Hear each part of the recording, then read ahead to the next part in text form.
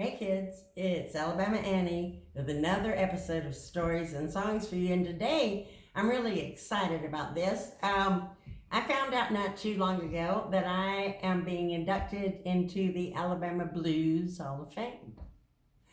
I was shocked. I was just overcome. So I thought about how I got here and how I ended up loving the blues so much, and I can tell you where it started with a piano teacher I had when I was about 8 years old named Winter Shropshire. He was an 80-year-old man who lived here in Gadsden, Alabama. He had played for the Fox Theater in Atlanta for silent movies on piano and the organ. So he had all of these cool songs that I fell in love with. One in particular led me down this path. St. Louis Blues, and it was a simple version, which I still play it pretty simply. I ain't fancy. I don't have those Professor Longhair licks in the right hand. My right hand just won't work right sometimes, but I got a good left hand. So I try to utilize that to get the effect I need. So the first song I learned in the blues world was St. Louis Blues, and it was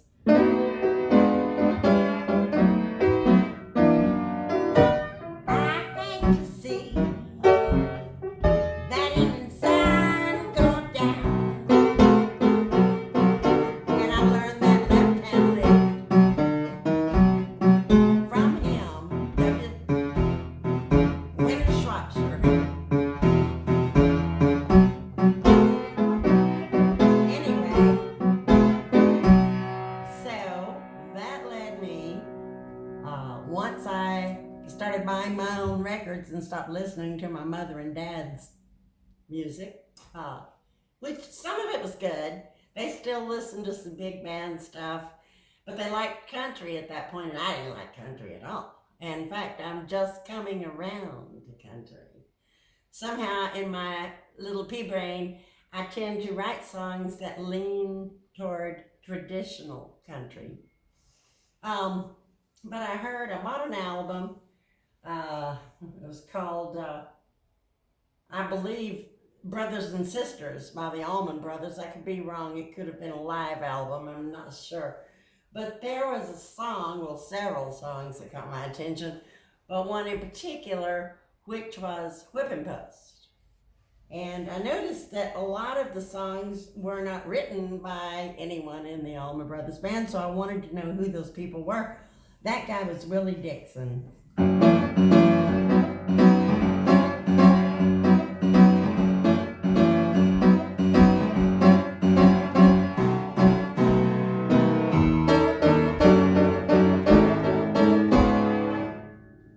Tied to the whipping post. Yeah, there it was. And then from there, of course, I went on down the rabbit hole from Willie Dixon and found Robert Johnson, and heard those recordings the first time when I was about 20. Didn't think too much of them, but later on I thought a lot of them. So the first song I learned by Robert Johnson, aside from the ones I learned from Johnny Shines on guitar, I always like to translate everything I learned from piano to guitar or guitar to piano. And of course I play a little bass too, so I incorporate that as well when I can. But the first song I learned that was a Robert Johnson tune was Come On In My Kitchen.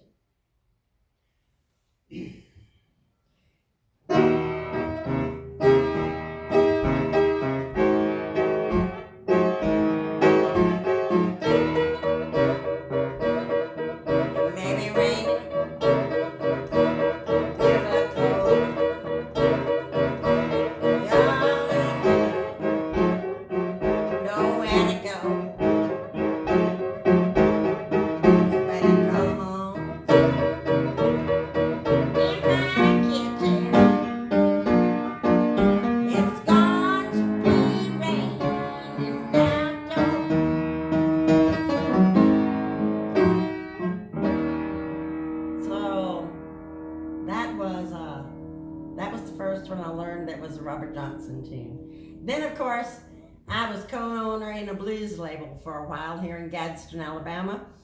And we went out and sought the people who were no longer mainstream, who weren't recording.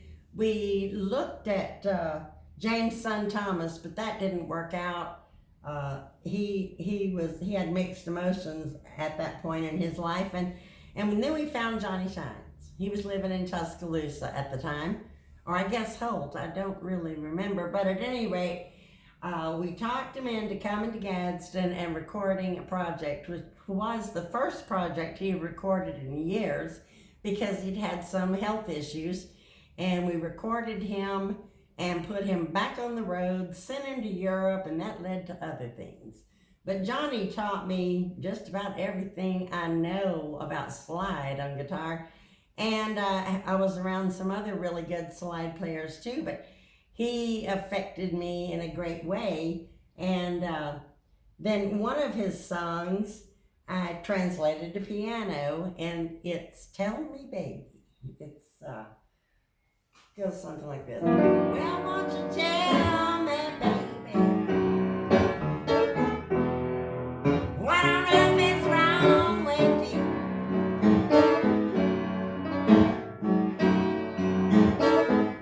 Oh, won't you tell me, baby, what on earth is wrong with you? And I fell in love with that song, and he liked what I did with it. And then, in the course of that, of course, living here in Gadsden, Alabama, we had a blues legend here up until 2012, Jerry Boogie McCain. And so we invited him in to be the great harmonica on that project, the Johnny Shines and Friends project. And of course, he came in and did an amazing job, and he and Johnny became friends. One thing led to another, and he, of course, is best known for one song in particular, but he had so many that were good, I can't even name them all. Look up, everybody I'm talking about, look up their discographies, because it's amazing. So you'll remember some of this. I'm playing a snippet of everything.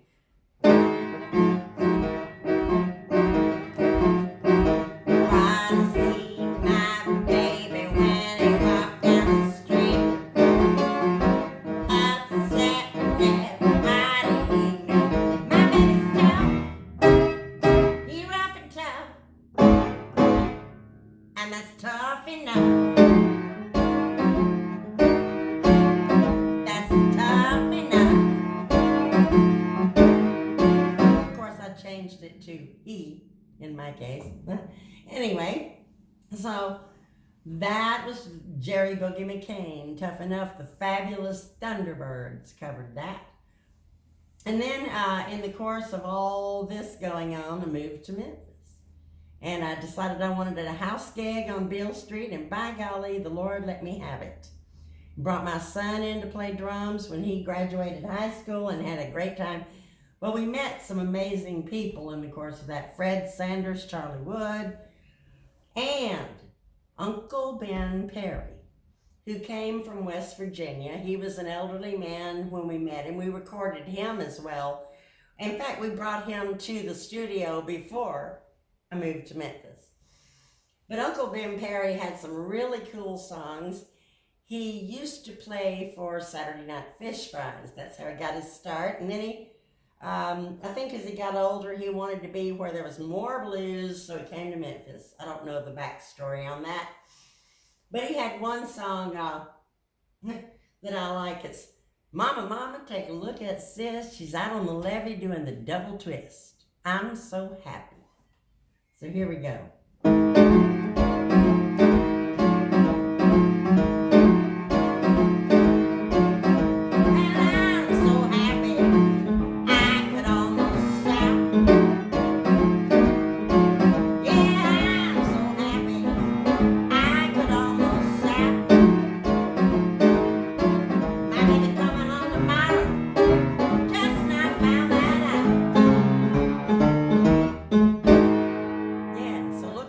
Ben Perry.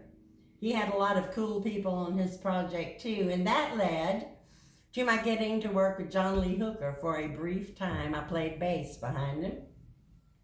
And so I learned that. Well,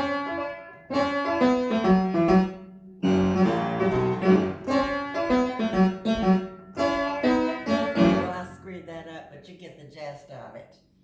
And then there was the legendary John Brim, who was Muddy Waters' guitarist, in his band with Pinetop Perkins and Little Walter, I can't remember who all.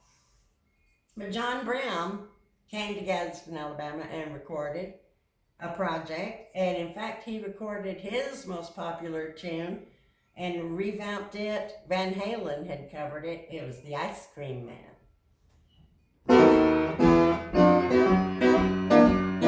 Summertime is here, you need something to keep you cool. Yes, summertime is here, you need something to keep you cool. Here's your ice cream man, and he got some for you. You recognize that, I know. And then, later on, that led to, we brought Pinetop in on that, and that led to my getting to spend some time with him, playing some bass behind him with George Kilby Jr. and a great group of musicians way down in Mississippi and all around. And he affected me more than anyone else on piano. Of course, I love Professor Longhair and Dr. John, but like I said, my right hand just ain't what it should be. So, here's one of Pines.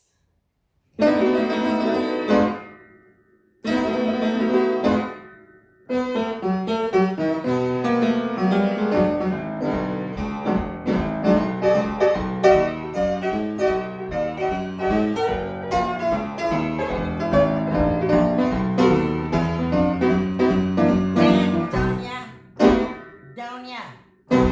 What makes you think it's so hard? I love you, baby. Yeah, I'm crazy about you, baby, 'cause California is your name.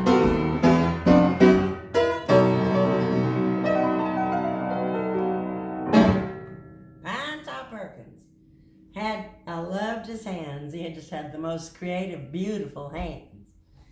But at any rate, that's where everything led, and here we are, quite a few years later, and I'm still at it. And I'm still gonna keep on keeping on until my fingers fall off. Or whatever falls off. Who knows, as you get older, you start to wonder. But, at any rate, I thought I'd fill you in on all that, and thank Deidre and everyone involved in this Blues Hall of Fame thing. The induction ceremony that I'm in will be April 14th at Carmichael's in Birmingham. You can get your tickets by looking it up online. And I think it starts at about 1 or 2 o'clock. I'm not sure. I'll have to look at it, and I will post it again later. But at any rate, if you can come, you know I'd love to have you there. And I'm hoping that I'll have a special guest from California with me. We'll see what happens. But at any rate, until next time, it's Alabama Annie, keeping the blues alive.